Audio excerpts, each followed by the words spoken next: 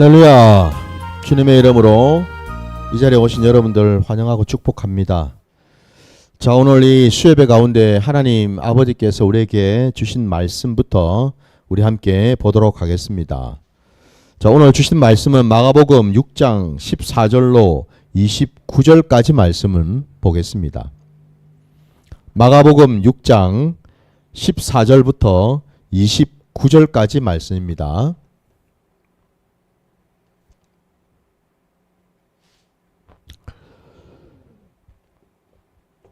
다 찾으신 줄 알고 말씀을 봉독하도록 하겠습니다. 함께 봐주시기 바랍니다.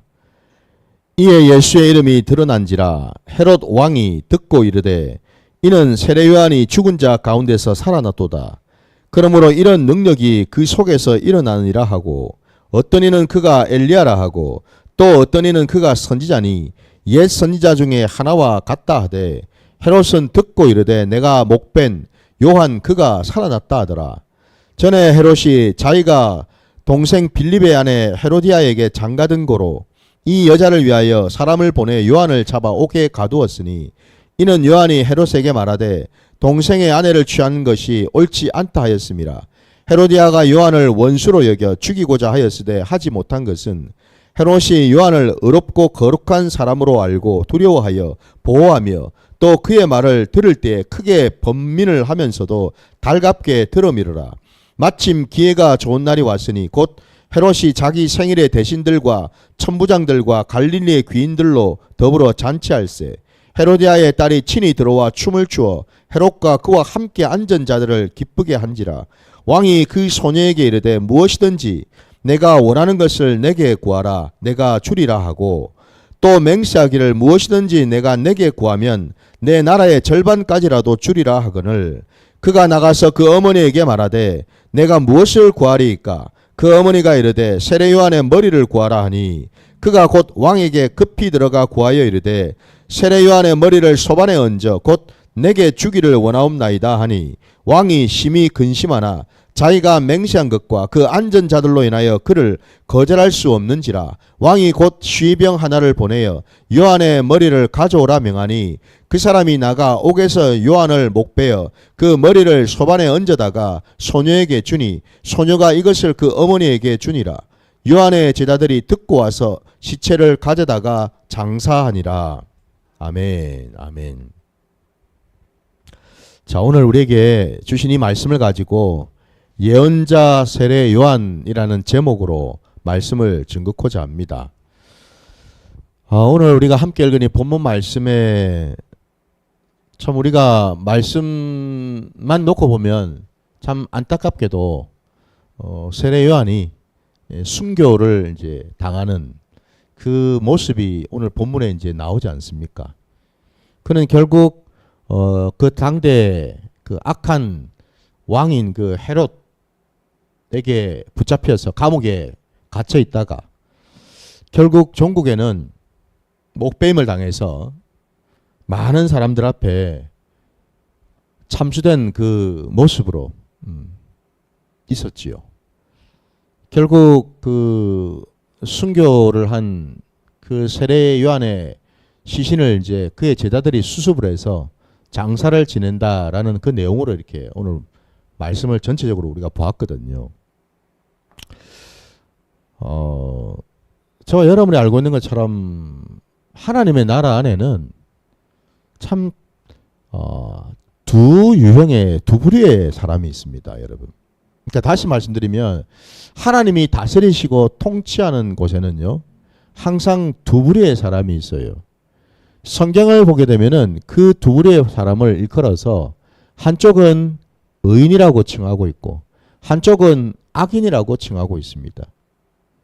그것을 또 다르게 푼다면은 한쪽은 하나님과 동행하고 하나님과 함께하는 자들이라고 볼 수 있다면 나머지 다른 한쪽은 그 반대편에 있는 자들은 하나님을 대적하고 하나님으로부터 끊어진 자들, 하나님으로부터 심판과 저주를 받을 자들 이렇게 구분이 되겠죠, 그죠?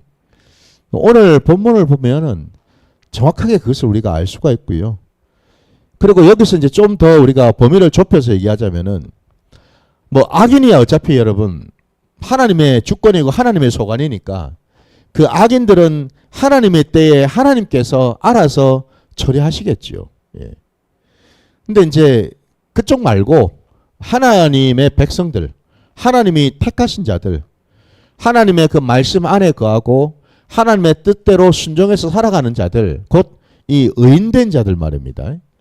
이 의인된 자들 안에도 보면 참 다양하게 우리 하나님께서는 그들을 하나님께서 각자마다 그들에게 사명을 주시고 각자마다 하나님 나라를 위해서 충성할 수 있도록 하나님께서는 예비를 하셨음을 우리가 알 수가 있습니다.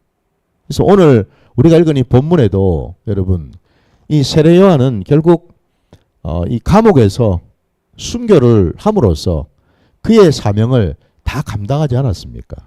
그러니까 그가 여러분 이 땅에 온 것은 우리가 알고 있는 것처럼 그는 다름이 아니라 예수 그리스도를 증거하기 위해서 온 자 아닙니까? 참빛 되시는 그 주님, 그 주님의 빛을 증언하기 위해서 이 땅에 온 자가 바로 세례 요한이었죠. 그죠? 그리고 그는 바로 그 빛을 많은 사람들 앞에서 증거했고, 그리고 또 그 한편으로는 그로 하여금 그 많은 사람들로 하여금 우리 주님 앞으로 나아갈 수 있도록 그 길을 미리 예비한 자 아닙니까? 그죠? 예. 그 길을 예비해 놓았습니다. 어떻게 말입니까? 그가 왜 세례 요한이라는 이름을 가지게 되었습니까? 다름이 아니라 그가 요단강에서 많은 사람들에게 물로 세례를 베풀었기 때문에 그렇지 않습니까? 물로 세례를 베푼 까닭은요. 회개케 하기 위해서였죠. 그죠? 회개케 한다라는 말은 결국 뭡니까? 회개를 해야지만 비로소 하나님이시고 하나님의 아들 되시고 이 땅에 오실 메시아 그리스도를 만날 수 있는 그 길이 열리기 때문에 그렇지요. 바로 그 길을 열어주기 위해서 세례 요한이 와서 많은 자들에게 세례를 베풀어서 예수님 앞으로 인도해 냈다라는 거죠. 여러분. 그 일을 바로 세례 요한이 감당을 하지 않았습니까? 결국 세례 요한은 그 모든 일을 감당하고 그리고 이제 마지막 남은 그 사명으로 그는 순교의 이 제목으로 결국 하나님께 영광을 올려드린 줄 믿습니다. 이걸 여러분 인간적으로 우리가 본다면은 어찌 보면 참 세례 요한은 참 한편은 참 억울하기도 하고 참 안타깝기도 하고 참 그렇지 않습니까, 여러분? 예. 그가 이 땅에 와가지고 그는 원래 우리가 알고 있는 것처럼 그의 아버지는 제사장 집안의 샤가라 아닙니까, 여러분? 다시 말씀드리면 그 예수님 시대에도 그 제사장은 그 제사장이라는 직분은 계속해서 대물림이 되는 것 아닙니까, 그죠? 그 말은 그 샤가라와 그 어머니 그 집안 안에는 여러분 그 레위 족속 그 집안 안에서는 세례 요한이 아무것도 하지 않고 그냥 가만히 있기만 하면은 자동으로 제사장이 되는 것 아닙니까? 아버지의 뒤를 이어서. 그리고 뭐 저와 여러분이 알고 있는 것처럼 그 샤가라의 그 집안에 그 집에 자식이 누가 있습니까? 없잖아요. 그죠? 달랑 하나입니다. 늙음하게 우리가 뭐 누가복음에서도 우리가 본 것처럼 샤가라의 그 집에 오랫동안 자식이 없어가지고 늘 기도의 제목거리 아니었습니까? 그죠? 근데 하나님께서 그 기도를 들으시고 받으시고 마침내 그 집에 자식을 허락하지 않았습니까? 그죠? 늙음하게 말입니다. 그러니까 한마디로 여러분 세례 요한은 외동아들이었어요. 독자였습니다. 독자. 대를 이을 독자. 제사장이 돼야 될 독자 말입니다. 여러분. 근데 그 집안에 여러분 독자였던 그가 우리가 알고 있는 것처럼 그가 뭐 계속 아버지 밑에서 제사장 직분을 감당하면서 지냈던 것이 아니고 하나님께서는 그를 따로 떼어내셨죠. 그를 광야로 이끌어내셔서 거기에서 혼자 생활을 했습니다. 여러분. 거기에서 하나님을 만났고 하나님의 음성을 듣고 하나님의 그 사명을 받고 그 모든 일을 그는 감당했다라는 겁니다. 하나님께서 세례 요한을 그냥 그 집안에 그냥 두지 아니하시고 그를 따로 불러내셨습니다. 그리고 예언자의 그 직분을 허락하셨고 이 마지막 때에 우리 말라기서에도 나오고 있지만은 여러분 자녀의 그 마음을 아버지에게로 돌이키게 하기 위해서 바로 이 세례 요한을 하나님께서는 들어 쓰셨다라는 겁니다, 여러분. 근데 결국 그 세례 요한이 모든 사명을 감당하고 난 다음에 순교를 이제 했다고 했으니까 물론 그는 당연히 하나님의 사명을 충성되게 감당했으니 천국 백성이 되었겠죠, 당연히. 예. 하나님의 귀한 그 상급을 받지 않았겠습니까? 당연히. 예. 그러나 우리가 세상적으로 우리가 본다면, 인간적으로 우리가 본다면은 샤가라의 집안은 세례 요한이 죽음으로 인해 가지고 완전 배가 끊어진 거 아닙니까, 여러분? 아니 저도 그렇고 여러분도 그렇고 우리 집에 자식이 하나밖에 없는데 그 자식이 죽었다고 한번 생각해 보십시오. 대가 끊어졌어요. 부모의 심정이 좋을 수는 없겠죠, 여러분. 안 그렇습니까? 감사하시겠습니까, 여러분? 할렐루야 하시겠어요? 그러기가 쉽지 않죠.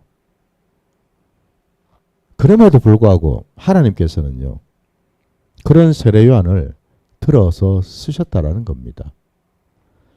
오늘 우리가 읽은 이 본문에 여러분,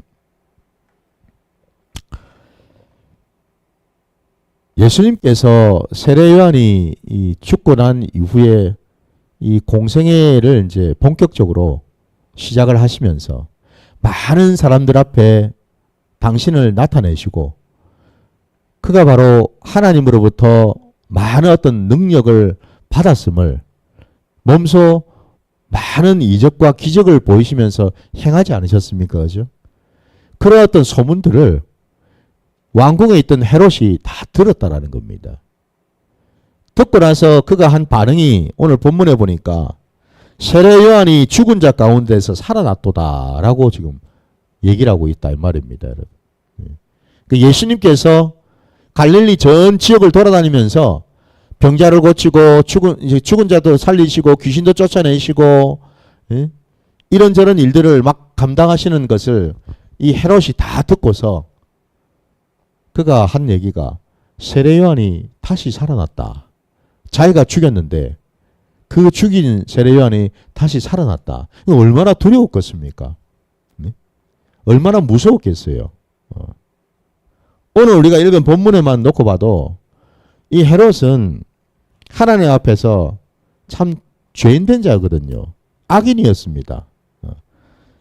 17절 말씀에 여러분 그 보시면은 헤롯이 이전에 자기 동생 빌립의 아내인 헤로디아에게 장가를 들었다고 되어 있습니다.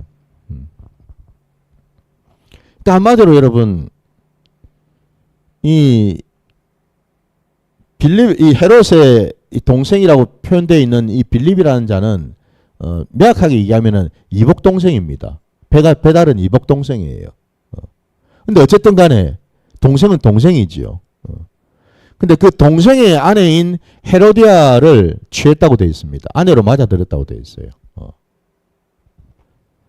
근데 사실 여기에는 조금 더 우리가 좀 들여다볼 부분이 있는 것이 뭐냐면 이 헤로디아라는 이 여인인데요. 이 여인이 얼마나 악하냐면은 이 여인이 굉장히 정치적인 야망이 많고 인간적인 어떤 그런 술수를 굉장히 많이 쓰는 여자였어요.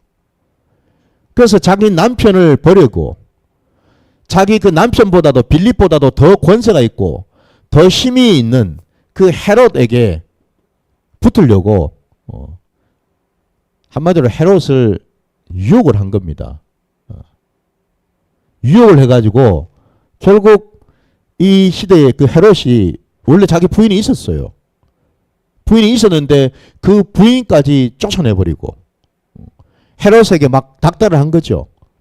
빨리 쫓아내고 내하고 살자. 결혼하자. 그래가지고 결국에는 조강지처를 쫓아내고 지가 그 자리 떡하니 이제 차지하고 들어간 거예요. 이런 사실을 세례 요한이 알고서 책망을 한 거죠. 그러니 헤롯도 자기가 그 지은 죄가 있으니까, 그죠? 예. 그 세례 요한의 그 말을 듣고서 얼마나 양심에 마음에 찔림이 있었겠습니까? 그래서 오늘 본문에도 보니까 이 헤로디아 같은 경우는 원체 악한 여자이다 보니까 이 헤로디아는 요한을 원수처럼 여겨가지고 하여튼 언제든지 죽이려고 이 벼르고 있었던 이제 그런 차였고, 근데 그나마도 이 감옥에 갇혀 있는 이 세례 요한이 죽지 않고 있었던 이유가 헤롯 때문이었거든요.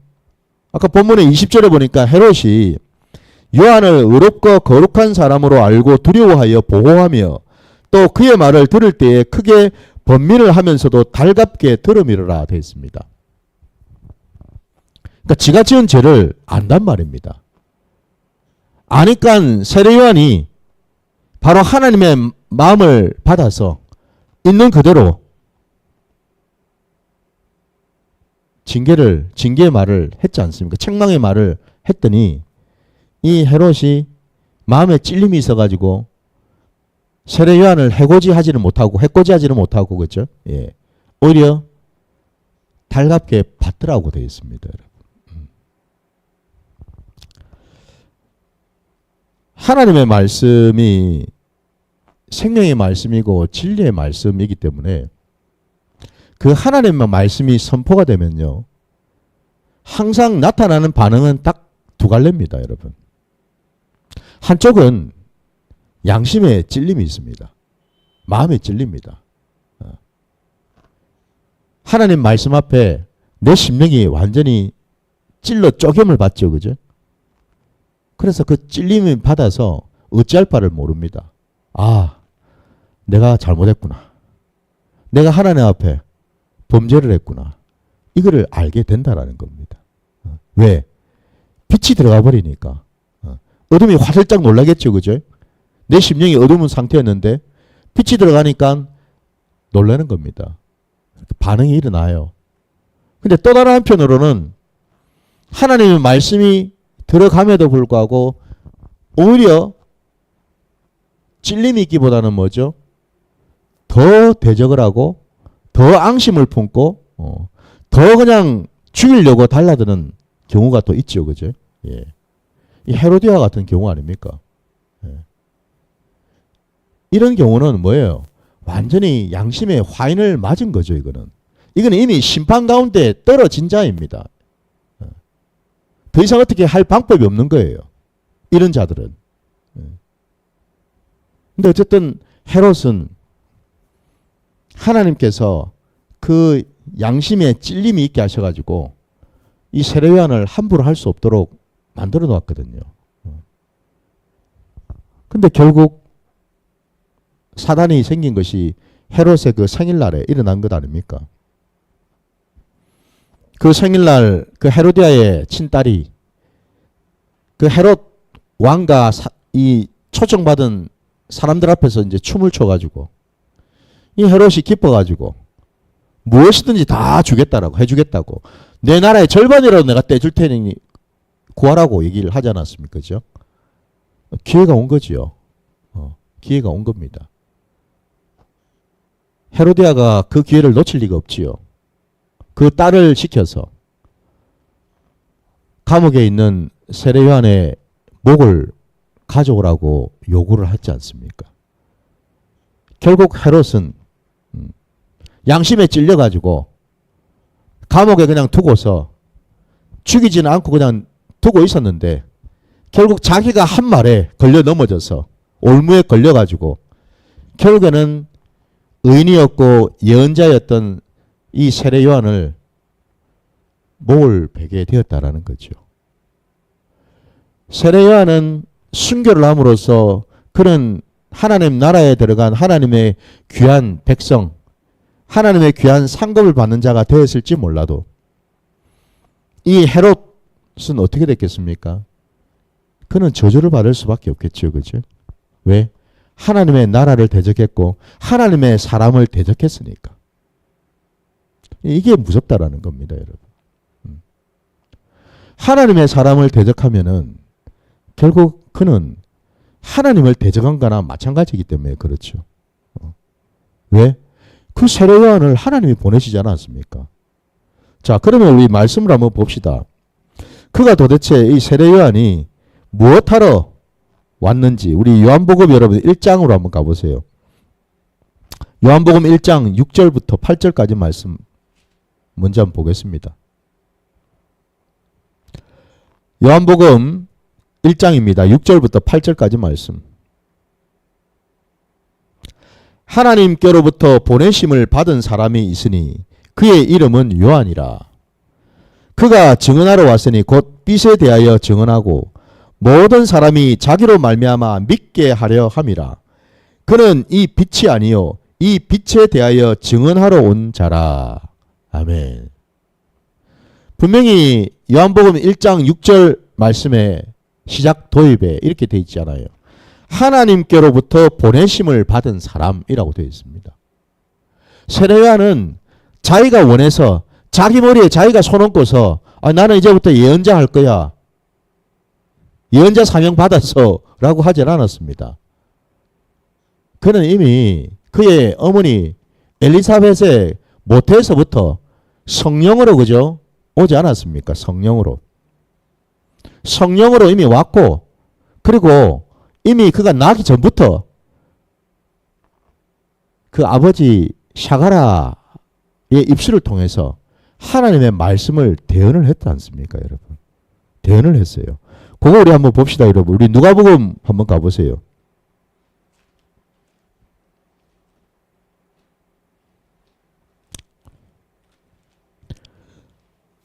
자, 누가복음 1장입니다. 누가복음 1장 여러분 13절부터 한번 보겠습니다. 13절부터 1장 누가복음 1장 13절부터 한번 보겠습니다. 천사가 그에게 이르되 샤가라여 무서워하지 말라. 너의 간구함이 들린지라. 내 아내 엘리사벳이 내게 아들을 낳아주리니 그 이름을 요한이라 하라. 너도 기뻐하고 즐거워할 것이요 많은 사람도 그의 태어남을 기뻐하리니 이는 그가 주 앞에 큰 자가 되며 포도주나 독한 술을 마시지 아니하며 모태로부터 성령의 충만함을 받아 이스라엘 자손을 주 곧 그들의 하나님께로 많이 돌아오게 하겠습니다. 그가 또 엘리야의 심령과 능력으로 주 앞에 먼저 와서 아버지의 마음을 자식에게 거스르는 자를 의인의 슬기에 돌아오게 하고 주를 위하여 세운 백성을 준비하리라. 아멘. 천사의 음성을 들었잖아요. 샤가라가 여러분. 그가 먼저 음성을 들었습니다. 앞으로 그 아내 엘리사벳의 태에서 태어날 그 아이가 어떤 아이인지에 대해서 정확하게 들었다라는 겁니다. 그 아이는 하나님이 보내신 아이고 하나님이 택정하신 아이다라는 겁니다. 그 아이는 날 때부터 나실인이라고 말씀하고 있죠. 그죠? 예. 나실이라는 말 자체가 뭐예요? 하나님의 소유라는 겁니다. 그냥 사람의 것이 아니라는 겁니다. 부모의 것이 아니라는 겁니다, 여러분. 철저하게 하나님의 사람으로 나왔다라는 거예요, 여러분. 그래서 그가 아까 제가 말씀드린 것처럼 그는 아버지의 집안에서 제사장의 어떤 일을 감당하러 이 땅에 온 사람이 아니었고, 그는 하나님께 쓰임받고 하나님의 사명을 받기 위해서 이 땅에 와서 그 사명을 감당을 한 자였다라는 거죠. 어떤 자로요? 제사장의 직분이 아니라 예언자의 사명을 받았다라는 겁니다. 그래서 달라요, 여러분. 제사장의 직분하고 예언자의 직분이 다르다고요. 바로 그가 아까 이 천사의 그 얘기처럼요. 이 우리 말라기 말씀에 나오는 것을 그대로 지금 얘기하고 있는 거예요. 엘리야의 심령과 능력으로 주 앞에 먼저 와서 아버지의 마음을 자식에게 거스른 자를 의인의 슬기에 돌아오게 하고 주를 위하여 세운 백성을 준비하리라 말씀하고 있습니다. 결국 여러분 어찌 보면 오늘날 예수 그리스도를 믿고 따르는 교회는 말입니다. 이 지상에 있는 모든 교회는 사실은 다 뭐예요? 세례 요한과 같은 사명을 감당해야 되는 줄 믿습니다. 결국 여러분, 이 땅에 이미 오신 예수님, 그리고 장차 또 오실, 재림 주로 오실 그 예수님, 그 예수님을 교회가 날마다 세상 가운데서 증거하고 증언하고 고백하고 나타내고, 그럼으로써 뭐예요? 많은 자들을 다시금 돌이키게 해서 그들로 하여금 다시 하나님 앞으로 인도하는 그 일을 감당하는 것이 바로 교회의 사명 아닙니까, 여러분? 결국 뭐예요? 오늘날 이 지상의 모든 교회들은 사실 뭐예요? 세례 요한이 가지고 있는 그 사명을 사실 감당해야 된다는 겁니다. 그 세례 요한이 받은 사명이 바로 나시린이었고, 그리고 그는 예언자의 사명을 받은 자 아닙니까, 여러분? 하나님의 말씀을 증거하는 자였지 않습니까? 빛을 증언하는 자로 온 거 아닙니까, 여러분? 본인이 빛이 아니라 그랬습니다. 예? 뭐 이만희처럼 지가 성령이라고 하는 그 주장을 하라는 게 아닙니다, 지금. 그죠? 우리가 할 거는 뭐예요? 내 안에 계시는 예수 그리스도, 내 안에 계시는 그 참빛 되시는 예수 그리스도를 나를 통해서 드러내고 나타내므로써 나와 함께 하시고 나를 구원하시고 나를 이끄시고 나를 복되게 하시는 바로 그 예수 그리스도를 증거하고 증언하는 그 일을 우리는 감당해야 된다는 겁니다. 이게 우리가 해야 될 일이잖아요. 세례 요한은 그 일을 하러 왔고 그 일을 감당했다라는 거예요. 그러니 우리 예수님께서 그를 칭찬할 수밖에 없지 않습니까, 여러분? 우리 여러분 마태복음 11장으로 한번 가보겠습니다. 마태복음 11장 7절부터 한번 보겠습니다.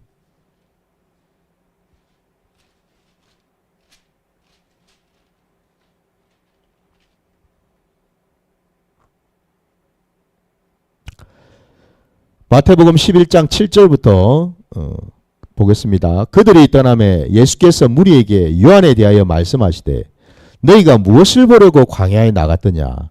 바람에 흔들리는 갈대냐? 그러면 너희가 무엇을 보려고 나갔더냐? 부드러운 옷 입은 사람이냐? 부드러운 옷을 입은 사람은 왕궁에 있느니라. 그러면 너희가 어찌하여 나갔더냐? 선지자를 보기 위함이었더냐? 옳다. 내가 너희에게 이르노니 선지자보다 더 나은 자니라. 기록된 바 보라 내가 내 사자를 내 앞에 보내리니 그가 내 길을 내 앞에 준비하리라 하신 것이 이 사람에 대한 말씀이니라. 내가 진실로 너에게 말하노니 여자가 낳은 자 중에 세례 요한보다 큰 이가 일어남이 없도다. 그러나 천국에서는 극히 작은 자라도 그보다 크니라. 세례 요한의 때부터 지금까지 천국은 침노를 당하나니 침노하는 자는 빼앗느니라. 모든 선지자와 율법이 예언한 것이 요한까지니 만일 너희가 즐겨 받을진대 오리라 한 엘리야가 곧 이 사람이니라. 귀 있는 자는 들을지어다. 아멘. 우리 예수님께서 이 세례 요한을 이렇게 지금 평가를 하셨습니다. 우리 주님의 판단과 우리 주님의 평가가 가장 정확한 거 아니겠습니까? 우리 예수님께서 인정하셨습니다. 너희가 알고 지금 보고 있는 그 세례 요한, 그 세례 요한이 바로 내 길을 예비하기 위해서 온 자가 맞다. 그는 선지자보다도 더 나은 더 큰 자이다 말씀합니다, 여러분. 왜죠? 세례 요한은 여러분 엄밀하게 얘기하자면은 구약이 이제 끝나가고 신약이 시작되는 바로 그 경계선에 있었던 예언자이지요. 예, 여러분. 나머지 그 앞에 세례 요한 앞에 활동했던 수많은 예언자들이 있었지 않습니까? 그죠? 물론 그들도 하나님의 사람들이었고 그들도 하나님의 말씀을 받고서 그 시대마다 그 상황 속에서 하나님 말씀을 온전히 충성되이 전했던 그런 자들이었습니다. 근데 그들보다도 우리 예수님의 평가는 세례 요한이 더 나은 자라고 말씀하고 있습니다. 왜 그렇습니까? 마침내 구약의 시대가 이제는 마감을 하고 신약의 시대로 이제 넘어가죠. 그 다시 말씀드리면 뭐예요? 구약은 오실 메시아 그리스도에 대한 예표의 말씀으로 채워져 있었다면 이제는 신약 시대는 이미 이 땅 가운데 오매불만 기다렸던 예수 그리스도가 이제는 오시지 않았습니까? 그죠? 바로 그 오신 예수님을 이제는 직접 증거하는 그런 자로 세움을 받았기 때문에 그 직분이, 그 사명이 하나님 나라에서 너무너무 크다라는 겁니다. 여러분. 바로 그런 평가 아닙니까, 여러분? 그 이전의 예언자들은 다 뭐예요? 대언만 했습니다. 그죠? 장차 이런 분이 오실 거다. 근데 세례 요한은 자기 시대에 직접 그분을 보지 않았습니까? 그죠? 그리고 그분을 또 증거하지 않았습니까? 그죠? 그러니 이게 얼마나 여러분 책임이 막중할 뿐만 아니라 그 귀한 사명을 감당하게 된 거죠. 그래서 아까 또 예수님께서 하신 말씀이 여자가 낳은 자 중에 이 자보다 큰 자가 없다고도 말씀하지 않습니까? 그죠? 그렇게 말씀하셨습니다. 근데 분명한 것은 그 뒤에 그러나 천국에서는 극히 작은 자라도 그보다 크니라고도 말씀하셨습니다. 왜 그렇습니까? 세례 요한은 빛을 증거했습니다. 그게 그의 사명이었죠. 그죠? 예. 그러나 그 뒤에 그 빛을 이제는 경험하고 그 빛을 받고 그 예수님을 만나고 부활하신 그 예수님과 승천하신 그 예수님과 그리고 그 예수님의 그 십자가를 통해서 구원받은 모든 자들은 다 어떤 자들입니까? 이제는 예수님과 함께하는 자가 된 거 아닙니까? 그죠? 하나님을 경험한 자가 된 거 아닙니까, 여러분? 그러니 클 수밖에요. 세례 요한은 그것까지는 알 수 없었다라는 거지요. 세례 요한은 여러분 감옥에 갇혔을 때 우리가 알지 않습니까? 그가 제자들을 시켜가지고 예수님한테 보냈죠. 그리고 그 제자들한테 무슨 얘기를 전하라고 했습니까? 오실 그분이, 우리가 기다려야 될 분이 당신이 맞습니까? 답을 듣고 오라 하지 않았습니까? 그죠? 여러분 생각해 보십시오. 아니 본인이 실컷 증거를 해놓고서 증언을 했잖아요. 예수님이 지나가시는 걸 보고서 보라, 하나님이 보내신 어린 양이라고, 세상 죄를 지고 가시는 어린 양이라고 분명히 증거했잖아요. 그죠? 그래 놓고서는 왜 감옥에 들어가가지고 당신이 맞습니까? 왜 또 다른 그런 질문을 할 수밖에 없었을까? 세례 요한은 그 사실은 몰랐거든요. 예수님이 어떻게 구원을 이루시고 어떻게 메시아의 그 사명을 감당하실지는 정확하게 몰랐다라는 겁니다. 몰랐다라는 겁니다. 아마도 아마 세례 요한의 머릿속에 자기 딴의 생각에는 자기가 증거했던 그 메시아 그리스도, 그 예수님이 자기 시대에 자기가 감옥에 갇혀 있을 그때에 하나님의 놀라운 어떤 능력을 일으키셔서 가지고 그 이스라엘을 온전히 구원하실 거로 아마 생각했겠지요. 그래서 자기도 그 예수님, 이 땅에 오신 그 메시아 그리스도로 인해서 구원을 받을 거라고 아마 생각을 할 수 있었겠죠. 그죠? 근데 자기 생각과 너무 다르게 아무리 감옥에서 기다려도 아무런 일도 일어나지 않더라는 겁니다. 아무런 소식도 들리질 않더라는 겁니다. 그냥 예수님이 이리저리 바쁘게 다니면서 사람들을 몰고 다니면서 병 고쳐주고 귀신 쫓아내주고 이런 일을 하고 계시는 건 맞는데 감옥에 있는 나한테는 아무런 기별이 없더라는 겁니다. 그것 때문에 세례 요한은 힘들었더라는 거죠. 여러분, 저와 여러분의 삶의 자리에서 때로 여러분 우리가 하나님께 나아가서 기도할 때에 하나님의 그 뜻을, 모든 것을 우리가 다 알 수는 없습니다. 이 세례 요한과 같이 여러분 당연히 우리도 하나님의 뜻을 받들고 하나님의 뜻에 순종해서 하나님이 기뻐하시고 원하시는 그 자리로 우리가 가기를 늘 소원하고 늘 우리가 기도를 하지만, 그렇다고 해서 하나님께서 모든 것을 다 가르쳐 주시고 속속들이 다 깨닫게 해주시지는 않더라는 거죠, 여러분. 그렇진 않아요. 왜냐면요, 우리 각자에게 주신 사명이 다 각각 있기 때문에 그렇습니다. 근데 그 사명이 여러분, 우리 생각에는 처음부터 끝까지 다 감당하고 다 그냥 두루두루 알고 있는 사명이면 참 좋겠는데 그렇지 않더라는 겁니다. 마치 우리 각자마다 여러분, 하나님이 주신 그 사명이 다 정해져 있죠. 누구에게는 요만큼, 누구에게는 요만큼 정해져 있다는 겁니다. 이런 것들이 결국 뭐죠? 하나님 나라 안에서 이렇게 합력해서 선을 이루어가는 거지, 내가 혼자서 모든 것을 다 알고 모든 것을 두루두루 다 행할 수 있는 것은 아니더라는 겁니다, 여러분. 세례 요한은 그것을 알지 못했다라는 거예요.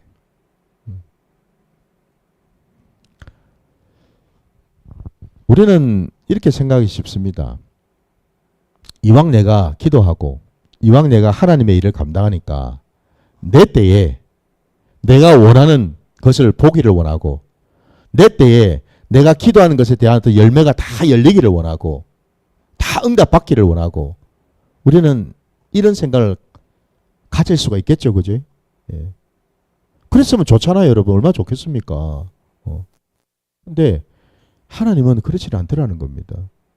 단적인 예로 여러분, 물론 세례 요한도 그렇지만은, 아니 여러분, 예를 들어서 세례 요한이 감옥에서 나와가지고요, 예수님께서 십자가를 지시는 그 모든 모습과 부활하신 것까지 다 볼 수 있었다면 세례 요한이 얼마나 좋았겠습니까, 여러분? 그렇지 않겠습니까? 그렇지는 않더라는 겁니다. 세례 요한은 주님이 십자가를 지시기 한참 전에 이미 순교를 했잖아요. 그의 사명이 거기서 끝나지 않았습니까? 모세를 여러분 한번 보십시오. 40년 동안 이스라엘 백성들을 광야에서 하나님 말씀만 붙들고 순종해가지고 그 정말 패역하고 목이 뻣뻣한 백성들을 이끌고 다니지 않았습니까? 이제 곧 있으면은 하나님이 약속하신 그 땅을 이제 밟게 됩니다. 근데 하나님께서는요, 허락지 않으셨죠. 모세에게는 그 땅을 밟도록 허락하지 않으셨어요. 단지 그러하여금 뭡니까? 느부산으로 올라가서 멀리 그냥 산 위에서 하나님이 약속하신 그 땅을 그냥 바라보게만 하셨습니다. 모세 입장에서는 얼마나 참 답답했을까요? 그죠? 안타까웠을까요? 얼마나 마음에 어떻게 표현을 해야 될까요? 마음에 얼마나 그 간절함이 있었겠습니까? 아우, 제발 좀 하나님 나도 좀 들어가게 해주세요. 내가 40년 동안 내가 이 고생을 했는데, 예? 이렇게 좀 순종했는데 이왕이면은 다른 사람 몰라도 나는 들어가야 될 거 아닙니까? 근데 하나님이 허락하셨습니까? 안 하셨습니다, 여러분.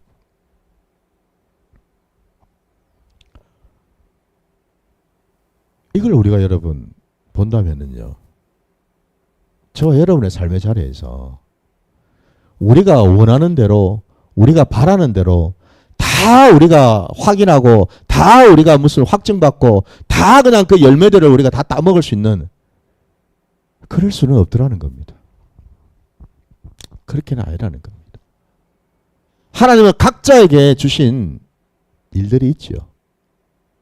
세례 요한은 세례 요한에게 맡기신 그 사명이 있었고요. 예수님의 그 십자가 지심과 부활과 그리고 예수님이 약속하신 그 성령을 받아서 마침내 교회를 세우는 그 모든 일들은 그 뒤에 예수님의 제자들을 통해서 행하신 거죠. 그죠? 그건 제자들의 몫이었습니다. 오늘 이 시대도 여러분 마찬가지인 줄 믿습니다. 세례 요한이 받은 사명, 그는 하나님의 말씀을 온전히 받아서 그 말씀을 충성되이 감당하는 예언자의 사명을 그는 감당했습니다. 오늘 이 말세대에 저와 여러분도 바로 이 세례 요한처럼요, 주의 길을 곱게 하는 그 일을 우리가 감당해야 되는 줄 믿습니다. 참빛 되시는 그 주님을 우리가 날마다 증거하는 일을 우리가 감당해야 되는 줄 믿습니다. 그러려면은 무엇보다도 먼저 저와 여러분이 그 참빛 예수를 만나야지요. 예수 안에 들어가서 예수를 날마다 증거하는 저와 여러분이 되어야 될 줄 믿습니다. 오늘 이 시대에 여러분, 예언자가 따로 정해 있는 게 아닙니다, 여러분. 예언자의 사명은 글자가대로 하나님의 말씀을 온전히 받아서 받은 그 말씀을 가감없이 많은 자들에게, 하나님이 계획하시고 택하신 많은 자들에게 전하는 역할을 하는 거지요. 그게 오늘날 예언자의 사명인 줄 믿습니다. 그 사명만 감당하면은 저와 여러분이 할 일은 다 한 걸로 믿습니다, 여러분. 부디 오늘 우리가 읽은 이 본문 말씀 속에서 여러분, 우리 주님도 세례 요한을 칭찬하셨던 것처럼 우리도 주님을 만나서 우리를 통해서 일하시고 역사하시는 그 주님을 날마다 증거함으로 주님으로부터 칭찬받는 저와 여러분 되시기를 주님의 이름으로 축원드립니다. 자, 오늘 말씀 여기까지 하고요. 우리 함께 찬양 부르시면서 기도하며 또 나가도록 하겠습니다.